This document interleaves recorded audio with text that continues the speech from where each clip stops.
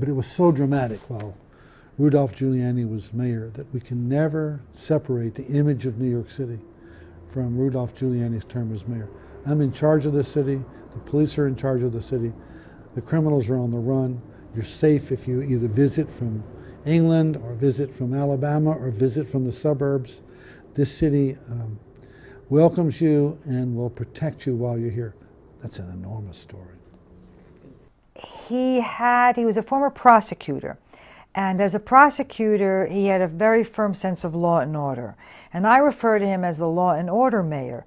There's been a lot of speculation that 9/11 restored his luster as a mayor. I don't really think that's correct. I think that much of his accomplishment was his ability to make people feel safe and secure in the city. You know, whatever else you want to say about his mayoralty, he came to office saying he was going to focus on one issue above all, which is crime.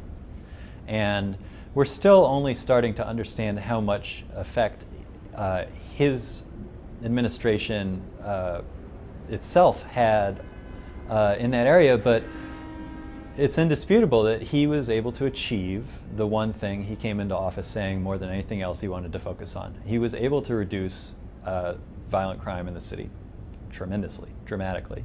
From essentially 2,000 homicides a year to 500 or 600. I mean, that's not easy to explain away.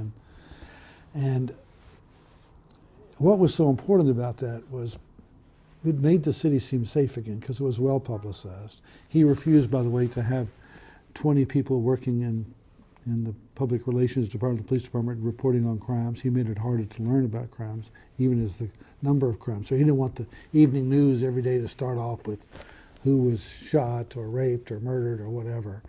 And so not only did crime go down, but the perception of crime went down. So both of them went down. Now, to a certain extent, it is not accurate to say that he is responsible for that because the groundwork was set before he became mayor. Other mayors began to reform. Ed Koch, of course, is going to get a lot of credit for this.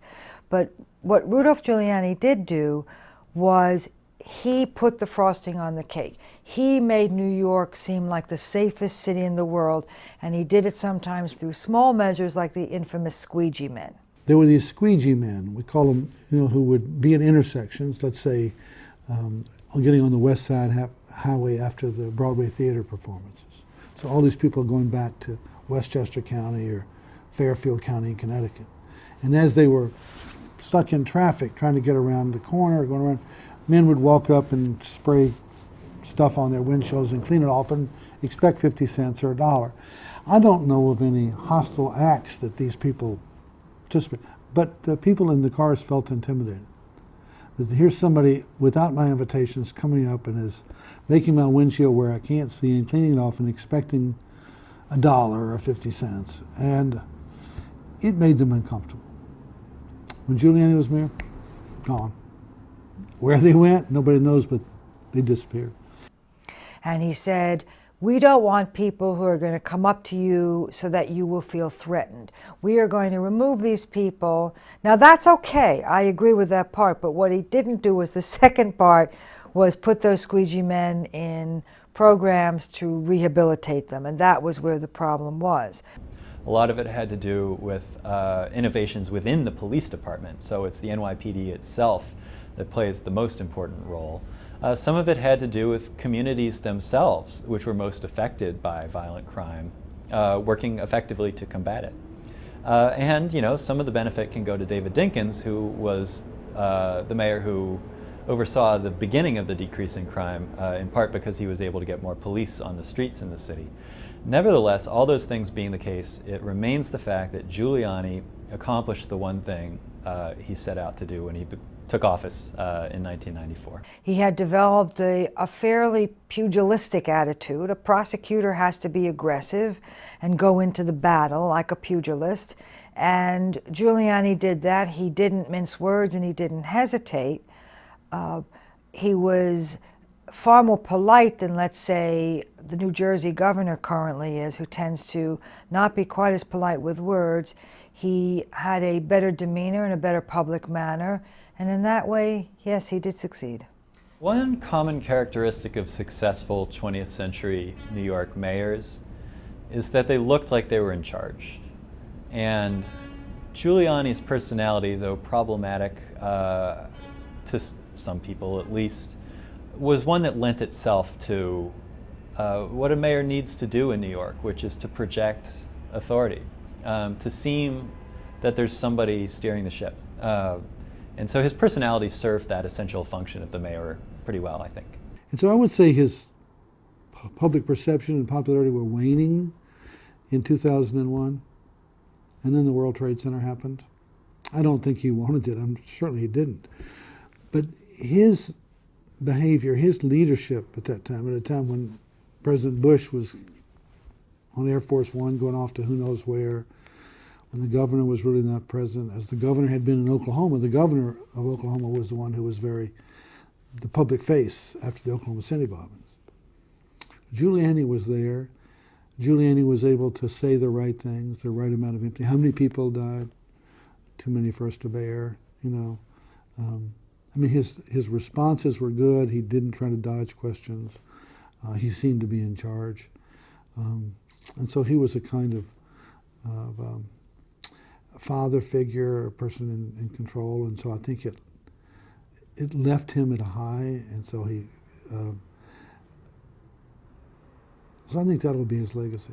September 11th was a very traumatic experience for the city. And the fact that there was somebody who became a symbol of both New York's grief but also its resilience was tremendously important. And I think still, to this day, shapes or at least colors how people remember Giuliani. Regardless of his actual sort of administrative crisis performance on that day, his response after the attacks, I think people still very much appreciate. And I think actually in Giuliani's case, it's going to take a long time to realize what were some of the problems of his administration. But the one thing he did do that I think was extremely ill-advised was he challenged the collection of his papers by the City Archives Center. He tried to prevent, and actually did prevent to a large extent, his public papers from being collected as part of the public record.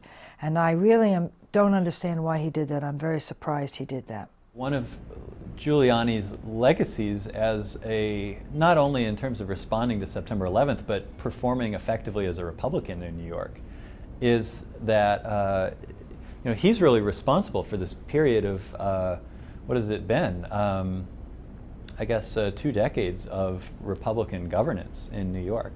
He won a very close election against David Dinkins in 1993. Had he lost, Dinkins would have been able to take credit for the crime drop and for the economic recovery.